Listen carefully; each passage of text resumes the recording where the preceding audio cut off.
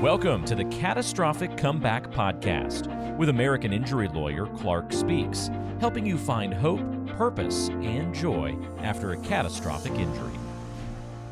Let me ask you this: when there is a traumatic brain injury, do these symptoms or do these things show up immediately, or does it take time to show up, or how does that process work? So in a traumatic brain injury, all the symptoms would start as soon as the brain is injured. Over time, under the right treatment, it tends to get better. Not always, but there's a tendency towards improvement. Severe or catastrophic brain injuries, they recover very differently from mild traumatic brain injuries, because when the injury is catastrophic, there are other organ systems also affected throughout the body. So it's hard to predict the outcome.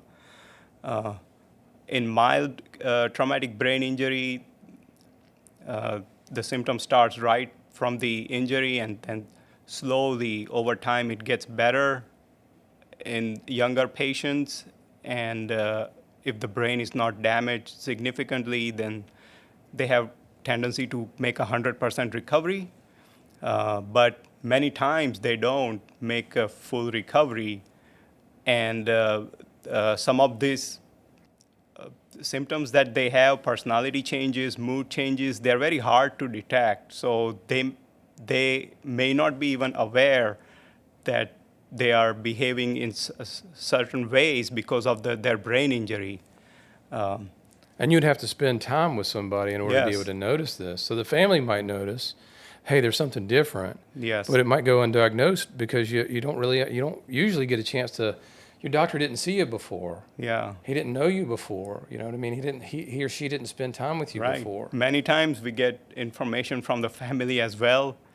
And there have been times when patient and the spouse, they are in disagreement right in front of me.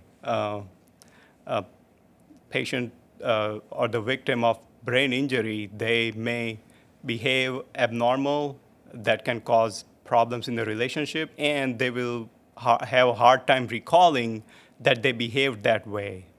So this is a very unique situation where you're not aware of your problems and you don't recall all the details of how you behaved.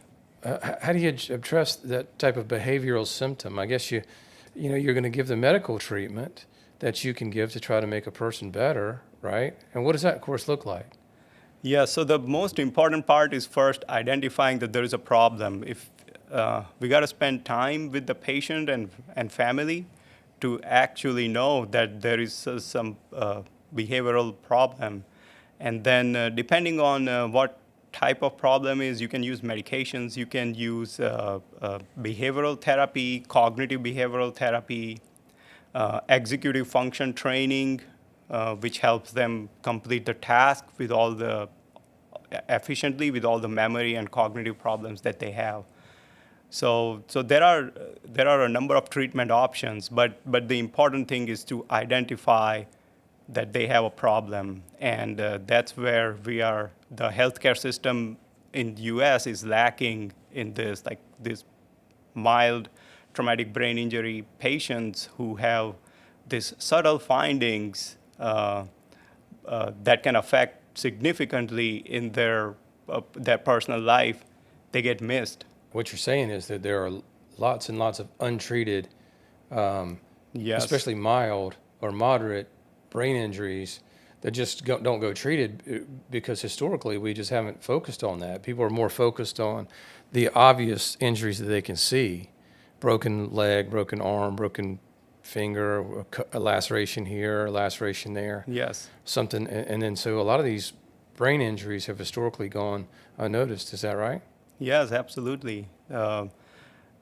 In mild traumatic brain injury, when patients actually go to the hospital and the emergency room, they may get initial CT scan of the brain and initial evaluation. They may or may not get a diagnosis of concussion, but no one will probe into the details of how it's affecting them. And that's too early on. Even later on, a month, 2 months, 3 months after the injury, usually the system is not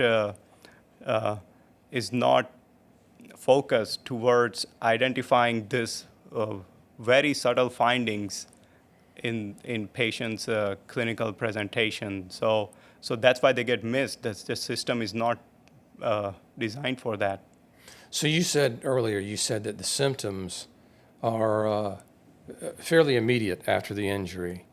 But Yes. what it seems to be now, because I'm thinking about that and I'm thinking, well, shoot, I can think of instances where it wasn't identified. But what you're telling me is that's not because the symptom wasn't present. It just wasn't identified until later in time. Is that right? Right. Yes.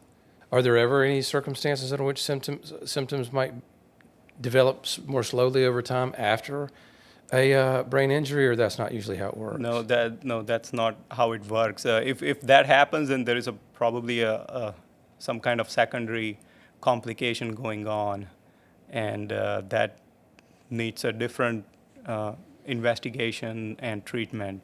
So symptoms getting worse over time is not typical for brain injuries. That means something is continuing to cause injury or Yes, exacerbate an injury. Is Yes. that fair? Yes, things like seizures, brain hemorrhage, mood disorder, untreated depression, those type of pathologies can make brain injury patient worse over time. Okay, so you mentioned some of the things that you can do to treat these kinds of injuries. You mentioned medicines, you mentioned therapies, you mentioned providing patients with certain tools that they might be able to work through themselves. Are those the tools that you have available? Am I leaving anything out? Yes, I think you covered almost all the What about- tools that we have for treatment. One of the things I was going to ask you about, and this is something I've read recently, is that nutrition can have an impact on brain function and brain health and the recovery. And so I read about, feeding fish and omega-3s and these kinds of things. Does nutrition play a role in the recovery process of a person after a traumatic brain injury? Yes, so nutrition plays a role in a sense that if the nutritional status is not good to begin with, then any injury, not just brain injury, any kind of injury will make patients more likely to get worse. They will have more symptoms than people with a good nutritional state. There are clear studies that show conditions like obesity and hypertension, which is usually often from poor nutritional state. They have a worse outcome from brain injury compared to people who have a good state of nutrition and good health. Are there any foods in particular that people with brain injuries should try to avoid or to try to consume more of? Not really. We as long if they don't have any nutritional deficiency, then there are no specific foods that will help recover the brain better. Is technology improving with respect to either diagnosis or treatment of these types of injuries? Do we see improvements that people can give people some hope and some confidence that their condition might improve in the future, or the technology might improve in the future? Yes. So technology has been improving. One of the recent technological advancement that came in the last few years is biomarkers. When the brain is damaged, it releases certain types of protein. Some of the names are GFAP and UCHL1. Based on the level of this protein, you can in the blood, you can predict the severity of the injury, and we are working towards translating that information to prognosis, means how they will do over time. Then there are other imaging techniques, especially some MRI brain sequences, DTI. If one of the sequences is called DTI, and that can identify the areas of the brain that are injured. In many cases, if not all, its predictive value for the prognosis, it's still being investigated right now. So what you're saying is they have traditional MRI machines, and can you tell me generally how a MRI machine works? So the MRI machine uses a powerful magnet to get the image of inside of the body. Without having to cut and Yeah, explore. Yeah, exactly. There's no cutting involved. There's no radiation, so it's a quite safe technique, and that gives really detailed pictures of the brain and any other organ. And the problem with MRI in a mild traumatic brain injury is that MRI is a macroscopic picture of the brain, so like how the brain looks like to naked eye.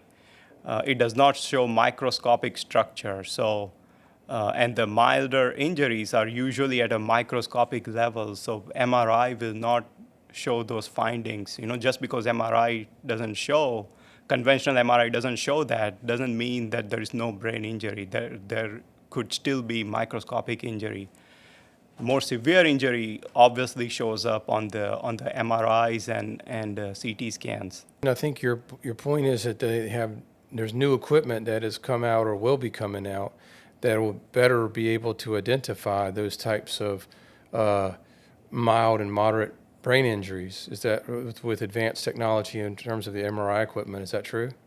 Yes. There is a lot of research and literature on this, and there are some special MRI sequences that we can do, and that are more specific and more sensitive to pick up mild traumatic brain injuries in the brain. As just an ordinary citizen, and especially in my work, I'm noticing that we're learning more and more and more about brain health and brain injuries and how people are affected by trauma and impact and those kinds of things, and how it affects a person's brain and brain health. So, are you seeing more emphasis on this area of treatment? Are you seeing more people come to you and ask you, "Hey, do I have this injury? And what do I need to do to treat it?" Yes, I think so. There is more awareness now than it was before. If I recall, like a decade ago, concussion and mild traumatic brain injuries were not clinically investigated. They did not go through imaging. Patients did not go through imaging. And these patients were not taken that seriously for treatment. But over time, what I'm seeing now is patients are more aware of their condition, and they know more about treatment. Doctors and other providers are offering more treatments now than before.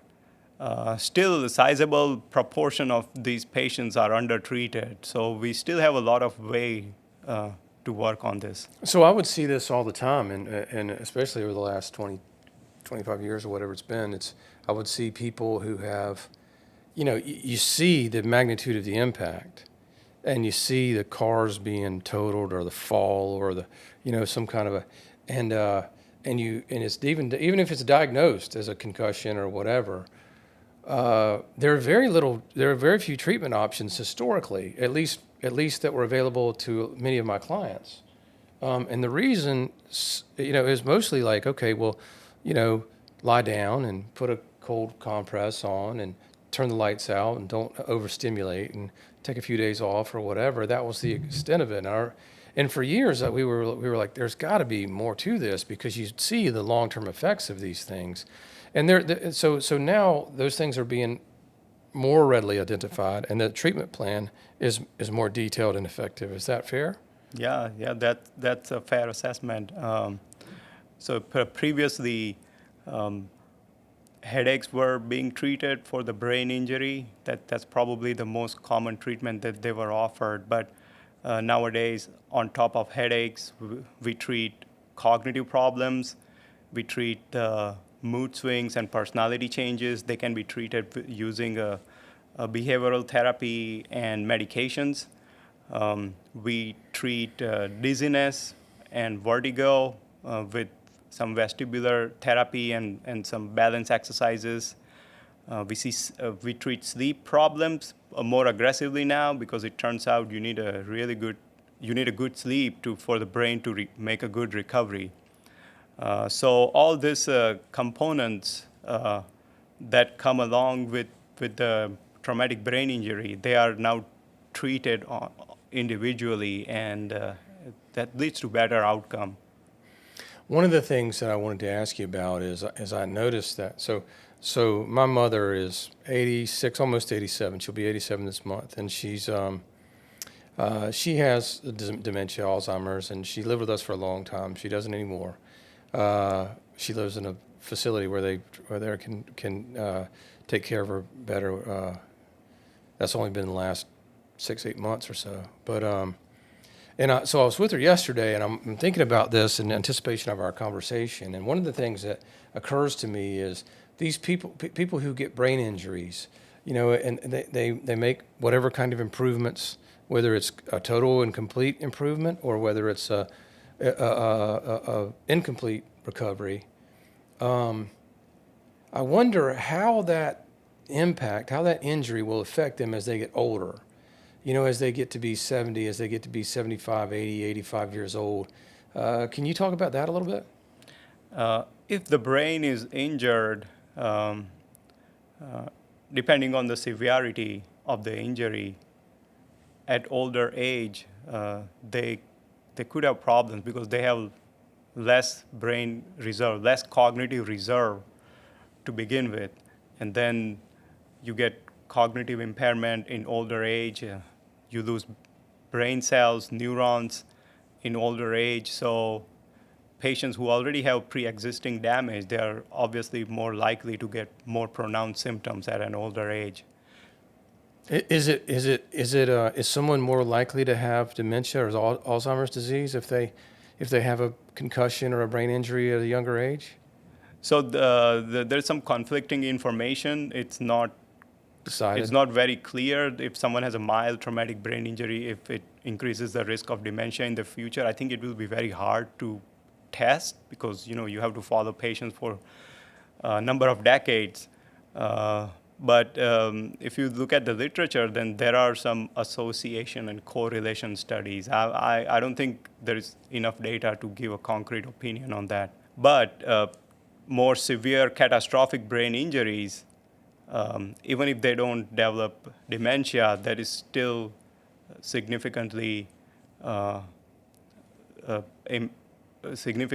impairs their ability to function in older age. Okay, well, Dr. Modi, I appreciate you being here. Thank you so much. I think the information that you've provided us will be very helpful to a lot of people, so thank you for being here. Yes, I hope so. Thanks for having me. Thank you for joining us, and we'll see you next time.